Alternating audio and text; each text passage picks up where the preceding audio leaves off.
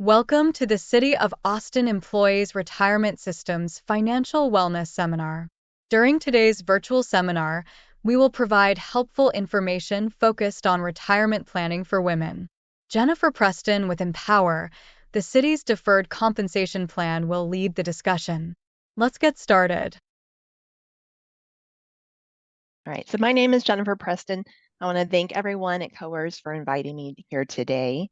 I am a certified financial planner professional and the dedicated financial planner for the City of Austin's Deferred Comp Plan. And so in our presentation today, we are going to be, sorry, I'm trying to see the rest of my screen and it's being hidden by something else, so give me 1 second. There it is. Okay. In my presentation today, we're going to be talking about how to empower yourself as a woman with financial planning, with saving for retirement. A little bit about Empower first is that as Empower's mission is to advance financial freedom for all, and Empower serves people across the whole financial spectrum. Empower is a leader in financial planning, investing, and advice, and is dedicated to creating financial freedom through people and technology. And we serve more than 18 million customers. We are committed to helping people live for today while saving for tomorrow because we believe in retirement and financial freedom for all. Empower's goal is to help you replace for life the income you made while you were working. We're here to help you plan for the retirement you imagine, give you a better view of your retirement income picture, help you reach your financial goals, offer ongoing support and guidance, and provide recommendations at no extra cost to you. Now onto our topic. According to a 19th annual Transamerica Retirement Survey of American workers from 2019, only 12% of women rated themselves as very confident that they will be able to retire comfortably. So that leaves 88% that do not consider themselves very confident. In our discussion today, we're going to cover three main areas, each with a number of different subtopics. We'll start by diving into the mindset as well as the factors affecting women saving for retirement. Then we'll switch gears and talk about coming up with a plan to help you reach your goals, including how much you might need to retire, ways to save, investing concepts and options, as well as retirement healthcare costs. And then finally, we'll talk about what steps you can take starting today to pursue the future you want. Now, while every one of us are different in many ways, we thought it would be interesting to share some general findings on how women in particular feel about saving for their future. Now, these are generalities and they are meant to help you explore how you feel about your saving goals and will hopefully help make you feel empowered to get started, make adjustments, or simply continue what you're already doing. So here are some statistics to give you a peek inside the mindset of women when it comes to retirement. 32% of women expect Social Security to be their primary source of retirement income. Only 49% of women say saving for retirement is a priority. And 45% of women are extremely or very confident they have their debt under control. When you look at these numbers, it begins to kind of explain why only 12% of women are very confident that they'll be able to retire in a comfortable lifestyle. Sorry, I skipped ahead too far. So now these statistics don't speak to the uniqueness, again, of each person's financial priorities, goals, and personal circumstances.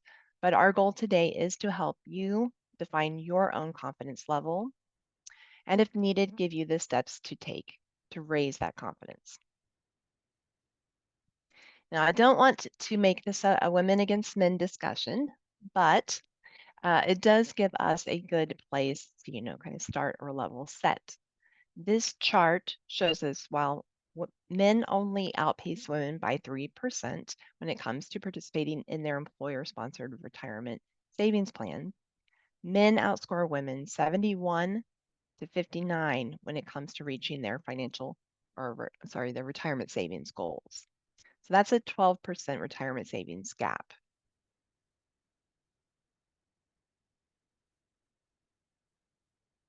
The retirement savings gap is real, but what's causing it? For starters, there's the pay gap. According to a 2020 Pew Research Center study, women on average still only earn 84% of what men earn. So it takes a higher savings rate to save the same amount a man making more money would be able to save. Additionally, according to this study, motherhood can lead to interruptions in women's career paths and have an impact on long-term earnings. Mothers with children younger than 18 are more likely than fathers to say that they needed to reduce their work hours, felt like they couldn't give their full effort at work, and turned down promotions because they were balancing work and parenting responsibilities. Roughly 1 in 5 mothers have been passed over for an important assignment or a promotion at work. And additionally, women tend to take on or take more time off work or quit working after the birth or adoption of a child. So career disruptions, although for a great cause for children, they do cause women to not only forego income, but also miss out on work provided benefits such as health insurance and employer sponsored retirement plans. And then finally, there's longevity. According to the CDC, women live about 5 years longer than men. And given this difference, women need their money to last them longer in retirement.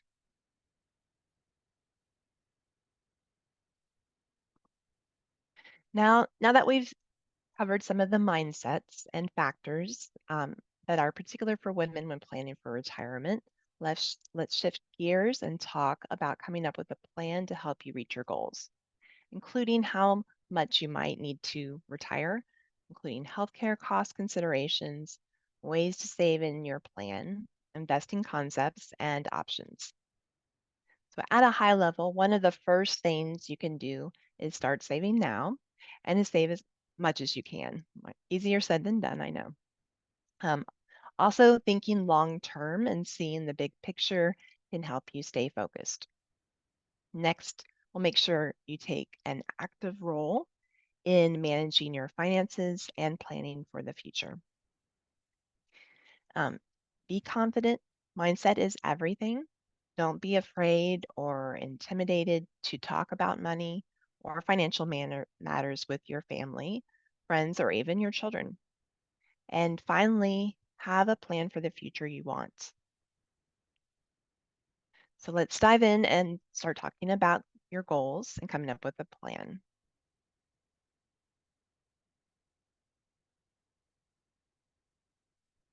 How much does it take to retire? Well, many financial advisors recommend saving enough to replace 70 to 90% of your pre-retirement annual income in order to maintain the standard of living that you've become accustomed to. So, do you need 500,000, $1 million or more? Everyone is different, and it depends on the age you want to retire, how long you expect to be alive during retirement, how much money you'll have from other retirement income sources, such as your COAERS, pension, Social Security, rental income, part-time work, etc. And as you know, Social Security alone, hopefully you know, Social Security alone is not enough to get you to replace 70, 90% of your savings goal or income goal. Nor was it designed to be. Social Security can help with everyday living cost in retirement, but likely will not get you to the retirement you have in mind. And so as you can see that Social Security replaces roughly 30 to 50% of income in retirement, just depending on what your income was before. So where will the others 40 to 60% come from? Again, if you work for the city of Austin long enough, you'll have a pension, and that's where COAERS comes in there. But it still may not be enough. So saving additional money, which we'll talk about in a minute, is important. And for many people, healthcare costs will also be one of their largest expenses in retirement. And these costs are expected to keep going up. So the inflation factor on healthcare costs are much higher than normal inflation. So here is a quick projected estimate that a healthy 65-year-old couple retiring in 2021 can expect to spend, and then this is on average, not just City of Austin employees or retirees, but can expect to spend over $600,000 on healthcare costs in retirement. And that is not including any potential long-term care costs as well. So, and again, these costs are expected to increase. The inflation for it currently is 5.9% per year for healthcare costs. So healthcare costs in retirement can vary significantly. When planning for these expenses, you may want to take in consideration, your potential life expectancy, your gender, your health conditions, etc. And that will help you make an informed choice on your health and healthcare choices and your finances. So how can you save additional money for retirement? We've talked about how Social Security is not meant to be enough. Your COAERS pension will depend on how long you work for the city and what your salary is. So you have the option to save additional money through the City of Austin's 457 Deferred Compensation Plan. And your options for saving there are you have the control whether, how much you want to save, whether you save before tax contributions or Roth after tax contributions. So let's talk a little bit about how pre-tax contributions work. Now, these contributions are made again before taxes are taken out. So whatever amount of earned income that you want to save for retirement, if you do it as a pre-tax contribution, they're not assessing any of the federal taxes on that money while you contribute it. So they're made before taxes are taken out. And those contributions go into the account. Hopefully they're earning money, and those earnings also are not taxed while you're an active employee. But they are taxed when you start taking out distributions at ordinary income tax rates. So the positives of saving pre-tax is that your money is growing tax deferred. It may lower your current taxes while you're working. And if you're in a lower tax bracket in retirement, then you'll be paying lower taxes when you start taking those distributions. The other contribution type is called a Roth contribution. It's named after the person who thought it up. Just some trivia there for you. A senator, I think from Connecticut. He thought it up and they named it after him. So the Roth contribution is basically saying you want to save for retirement, but you want to go ahead and pay taxes now on that contribution. It was earned income, it's subject to taxation. You're saying, let me pay my taxes now. It goes into the account, and as long as it's a qualified Roth distribution, there will not be taxes on the distribution or the earnings. So again, Roth workplace contributions are different than a Roth IRA because they are going into an employer-sponsored plan. So it won't matter what your tax bracket is. Like with Roth IRAs, if you're in too high of a tax bracket, you're not able to contribute to a Roth IRA. But that is not how it works for a Roth contribution through your employer plan. So the qualified Roth distribution, again, to be able to take out money from contributions you made to a Roth source without having to pay taxes on the earnings, because you already paid it on the contribution going in, to not have to be taxed on the earnings coming out. It has to be 5 years since your first Roth contribution, and you're 59 and a half or older when you start taking out those distributions. So again, 5 years since the first contribution and 59 and a half or older, or due to your death or disability.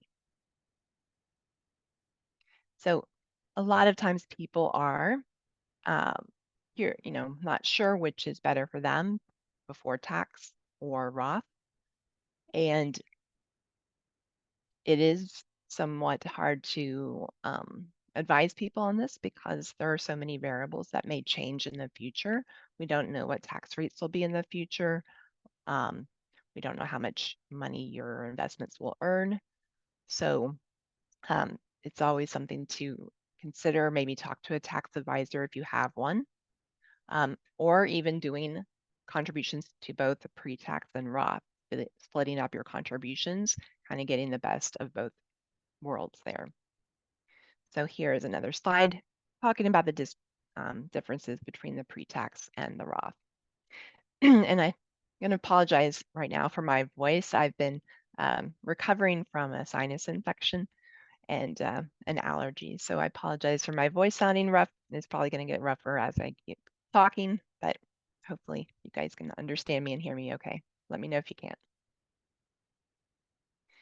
All right, so let's talk a little bit more about savings, saving for retirement, and the impact of saving early if you can for retirement. You may be only 20 or 30 and retirement's a ways away, but the sooner you're able to save, the bigger the impact it will have in the amount that you're going to have saved up in retirement, and that's due to compound earnings. So with compound earnings, not only do you have your contributions and they have the potential to grow, but you're also earning money on the earnings.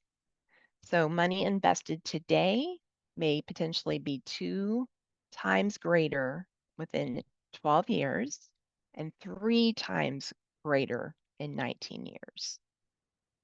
And while it may not always be reasonable to think that people can double or triple their assets in this time period, it does illustrate, though, the power of compound earnings and how it can potentially affect your savings for retirement.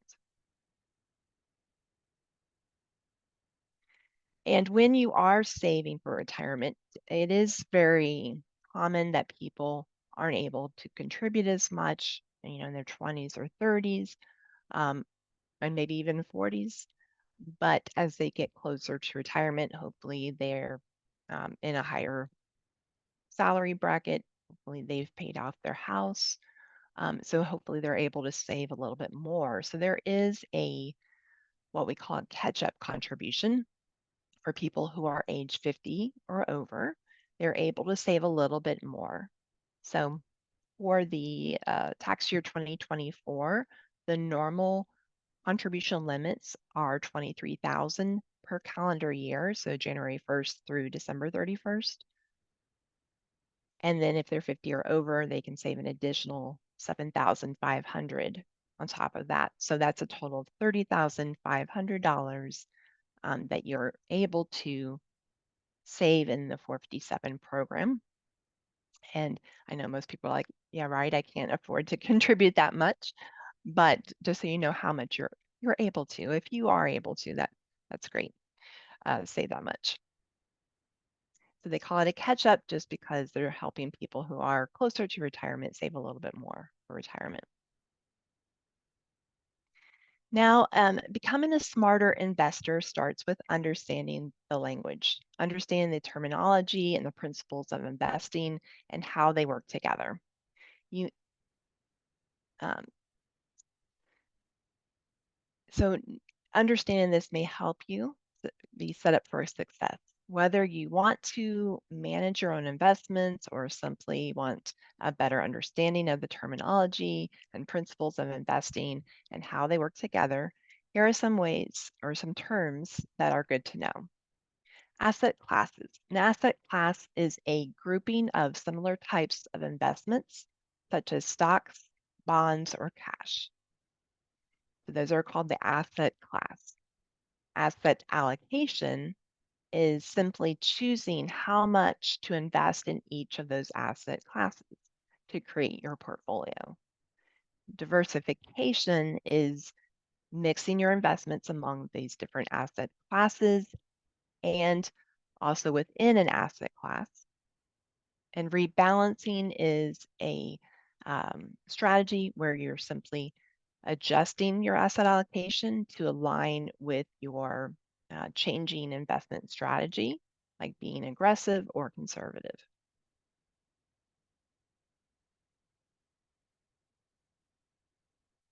Now, risk or volatility is something that is important to understand how comfortable you are with taking on risk.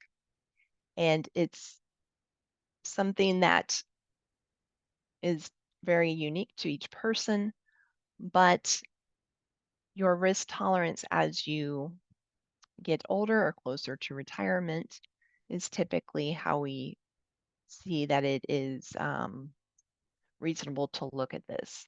So um, when you think about your risk or your comfort level with investing, investment value fluctuations, the ups and downs of the stock market, younger investors can typically take on more risk since they have more time before they retire.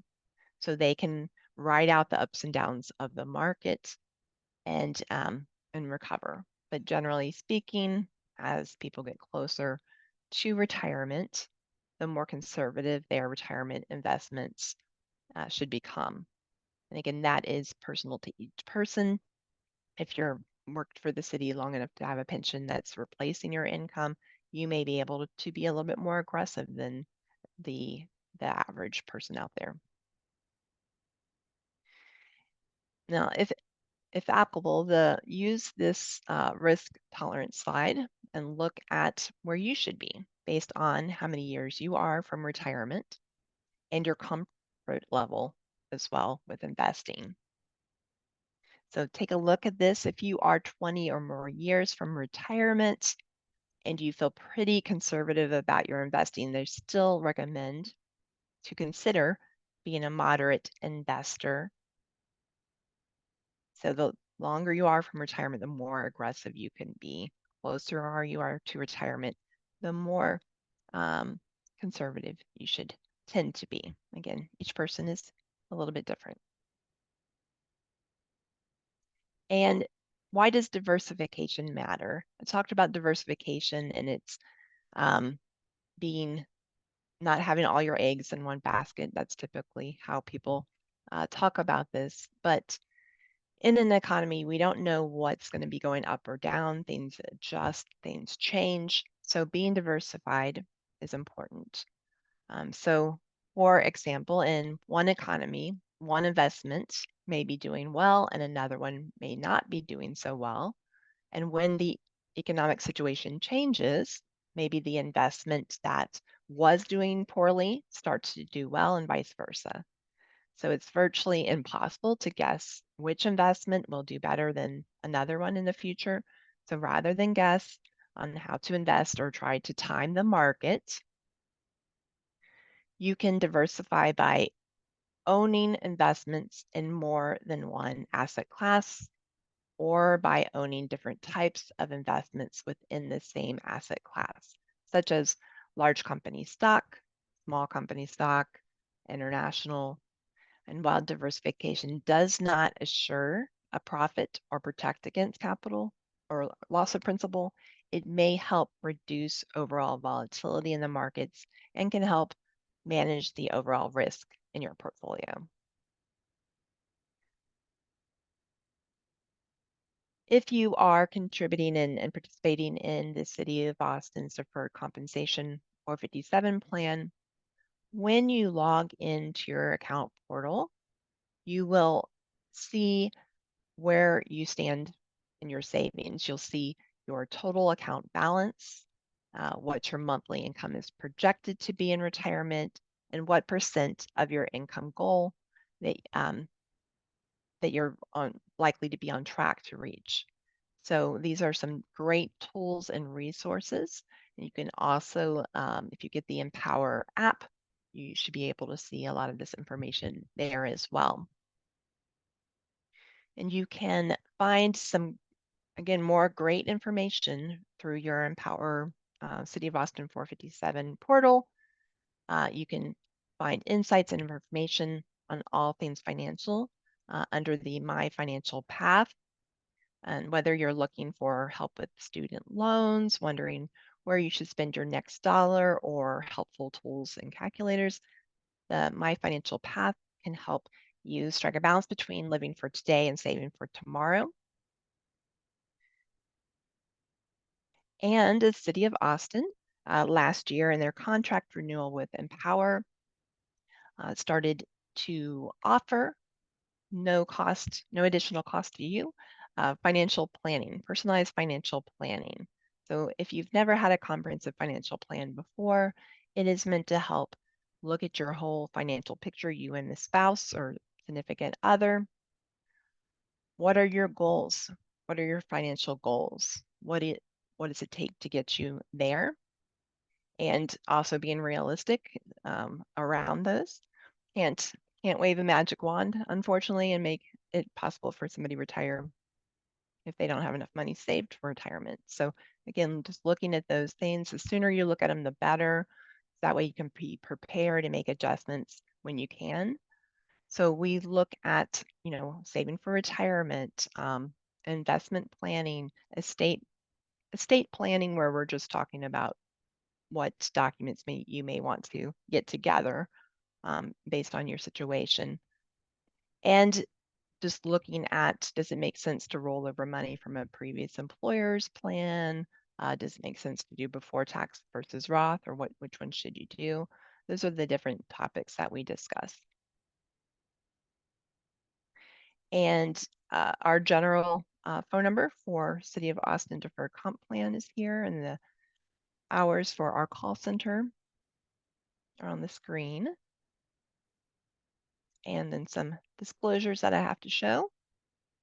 And those can be sent out to you if you send me an email. Yeah, last slide has my email. You need these slides. If you want a copy of these slides, it would be a PDF of the slides. Email me and I will send these slides over to you. And if you want to schedule a time to do a comprehensive financial plan, reach out to me by phone or email. Email is my preferred method. That concludes our presentation. Thank you for joining the City of Austin Employees Retirement System.